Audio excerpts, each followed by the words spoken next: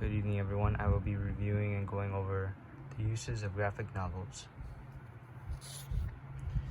The 3 article resources I used were the first one being The Graphic Novel, a visual literacy tool for educating students, Resilient Educator by Sarah Knudsen. The second article I used was Using Graphic Novels and Comics in the Classroom by Andrew Miller. And my third article I used was Pros and Cons of Graphic Novels in the Classroom by Nadine Smith. The first article I used was How Graphic Novels Help Students Develop Critical Skills by Sarah Knudsen, which shows the list of benefits that graphic novels could be of use in elementary schools. The author goes into depth about how certain literacy skills could be developed when looking at graphic novels by the younger student's mind, being intrigued by the graphics of the novel, and being interested in the words that are being used to describe the graphics. It also helps the younger students engage more in reading and any other ELA related work as well. So for my second article that I've used, it's called Using Graphic Novels and Comics in the Classroom by Andrew Miller. This article also talks about the benefits of using graphic novels in elementary schools. This article goes more into depth about how graphic novels could help students with younger minds be more critical readers. The graphic novels would teach these younger students to be more complex analyzers and evaluators of graphic novels by evaluating what is going on in the graphic novel and any other basic things. The graphic novels could also teach the younger students how to be better self-directed learners. With this in mind, the students could possibly analyze and be more better critical thinkers in thoughts about the graphic novels they would need to read. My third and last article and source that I use is called Pros and Cons of Graphic Novels in the Classroom by Nadine Smith. This article not only talks about the benefits of using graphic novels in elementary schools, but it also talks about the negativity of using graphic novels as well. One of the cons explained in this article is that having graphic novels in elementary schools is that it might not be that much of a reading challenge for other students as they all move up grade by grade. Another concept that was explained was that some graphic novels tend to be inappropriate or immature for younger people as they scroll through the graphic novels. The examples that were given in the article was gore, and I wouldn't think teachers and students' parents would want the kids to read or see any violence or any bloodshed at such a young age.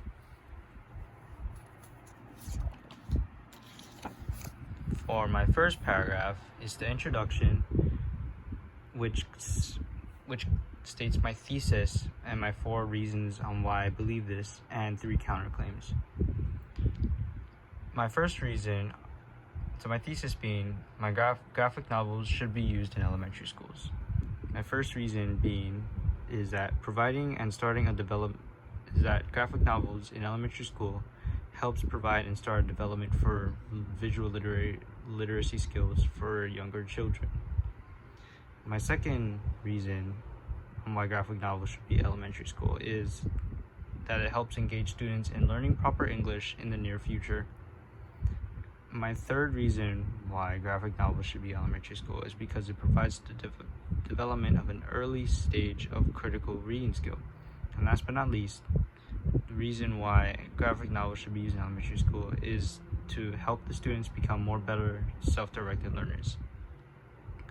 Below are the 3 reasons why graphic novels shouldn't be used, which is my counterclaim. My first reason being is because graphic novels tend to be not that much of a challenge for younger students in elementary school. My second reason is that graphic novels could contain violence or immature images in images.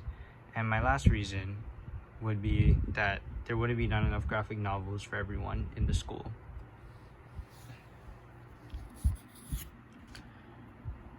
For my second paragraph, it went into my first reason, which was providing and starting a development for visual literacy skills. And a quote from here states, "Through graphic novels, students can develop inference and literacy skills that apply when interacting with photos, paintings, and other people." With this being said, this quote provided evidence on how it could help students with their visual literacy skills. And studies show that it could also help dyslexic students as well. My third paragraph is my second reasoning, which is helps engage students in learning proper English in the near future. And the quote states, "Reluctant readers are often enticed by graphic novels.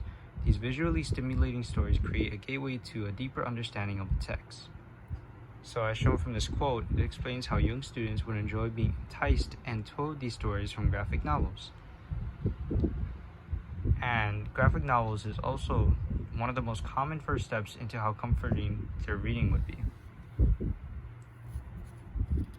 My fourth paragraph would be my third reasoning for graphic novels being used at elementary school, is that it would provide the development of an early stage of critical reading skills. It would help the students look at the graphic novels in a different perspective rather than sticking to the same subject every time.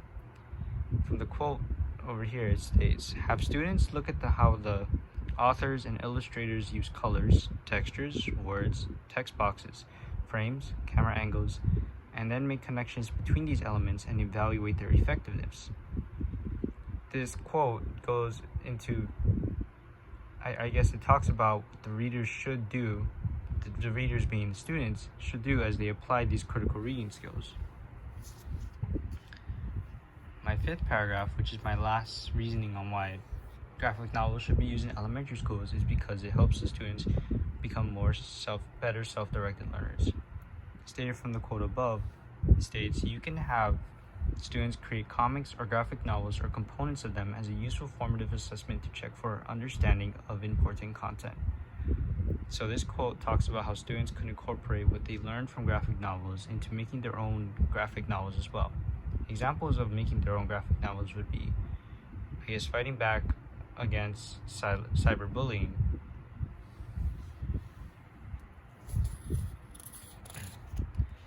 My sixth paragraph would be my first counterclaim, which is the reason why the graphic novel shouldn't be in elementary school is because it could possibly not be that much of a challenge for younger students. According to the quote here, it states, "No doubt, many students respond to the idea of reading graphic novels in the classroom with enthusiasm. Some people take this as a sign that graphic novels do not present a challenge for readers. Therefore, according to this quote, unlike their peers, other younger students seem to be not that enthused with graphic novels, let alone not representing a challenge for themselves." My seventh paragraph, which is my second counterclaim, would be that graphic novels could contain violence or immature images. According to the quote above, it states, "Education boards may not yet consider them suitable texts for literacy or historical study. Additionally, some graphic novels portray scenes of violence." So according to this quote, this was an example on how graphic novels could possibly contain violence or immature behavior in its images. An example of an author would be H.P. Lovecraft, because of how well-known he is, because of how he is a well-known writer in writing horrific graphic novels. My eighth paragraph, my last counterclaim would be that the reason why graphic novels shouldn't be used in elementary schools is because it's not enough for everyone. When I mean it's not enough for everyone, I mean that the graphic novels for each subject is not enough, and there are a lot of students as well in the school. According to this quote, it states, "Educators may struggle to find enough graphic novels for an entire classroom, as they may not be available in local bookstores, especially in large quantities." So according to this quote, it's talking about the production of graphic novels, that it might not be enough for everyone. And we also need to think about the income or cost on the graphic novels as well. And my last paragraph is my conclusion, which is a reiteration of what I was saying about my essay. Anyways, thank you for listening and have a good weekend.